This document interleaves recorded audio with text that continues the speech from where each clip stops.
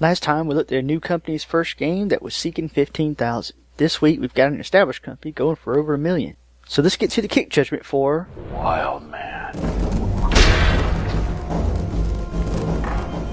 Wildman is described as an action role-playing game with some RTS elements, which at first had me thinking Brutal Legends, playing a beefy guy smacking monsters upside the head with a mighty axe, all while being able to order around units StarCraft style. But not quite. The RTS elements seem more MOBA style. Think playing single-player League of Legends while having some control over your minions. From what I get, the Wildman can build spawners of different types of units, then plant flags to direct them.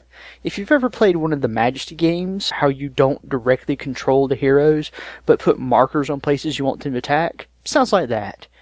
But you don't have to pay the minions. They are minions after all. For the action part of the game, it looks very barbarian Diablo. The Wildman smacks baddies with a club, does a sort of AoE attack that sends giblets flying everywhere. They have concept art up of weapons and armor upgrades that can be gained through stealing from rival tribes. There's also a tech tree of sorts, where you can choose which way your character and your army improves throughout the game. Gas-Powered Games and its ancestor Cave Dog Entertainment has put out several games, Total Annihilation likely the most well-known, and while I enjoyed it back when it was first released, never finished it though. While seeing little robots move and shoot at the same time was amazing back then, the game just felt a little soulless. But given the game's setting, maybe that was the point. But in the end, I didn't really care about either side. There's the Dungeon Siege games, which I only played the first one of. It had the same functional, but not very engaging quality that Total Annihilation had, which is worse in an RPG. But thankfully, Gas-Powered Games can't be blamed for Dungeon Siege 3, or the movie. Ugh. I'd say Total Annihilation was a great game for its time, and Dungeon Siege was average. But Gas-Powered Games' own dive into the MOBA genre is what I'd consider their only bad game. Demigod barely worked at all. It was played with performance issues, network connectivity problems, on top of the game itself not being very good.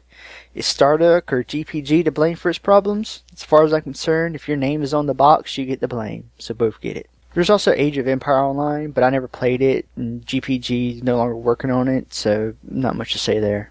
Gas-Powered Games has been doing updates where they talk to members of the team and show some of the work they've been doing. This is a great idea, and I've enjoyed getting these little peeks into the development of the game. I really suggest you go and take a look at these updates yourself to get a feel for the team. We'll start at the $20 level. That straight up gets you a digital copy of the game. If you've got a buddy that might like it as well, then $30 gets you a second copy and a download for the soundtrack. $45 is the Digital Collector's Edition, with making of, documentary, beta access, and some in-game items. If you're up for a bit of a travel, $100 gives you a chance to play the game at the studio and speak with the team about it. But remember, all travel costs are up to you to handle. Anything above that is for true wild men only. This is a pass for me. While I like the concept art and some of the ideas, a few things are keeping my card in my pocket. First, a bit of action RPG fatigue. Diablo, Torchlight, Path of the Exile, there's a lot to mess with right now, and it's hard to get excited about another one. Second, confidence. I don't think GPG can pull this game off. Demigod weighs heavy on my mind. It was a relatively simpler game than Wildman, and still had a lot of problems.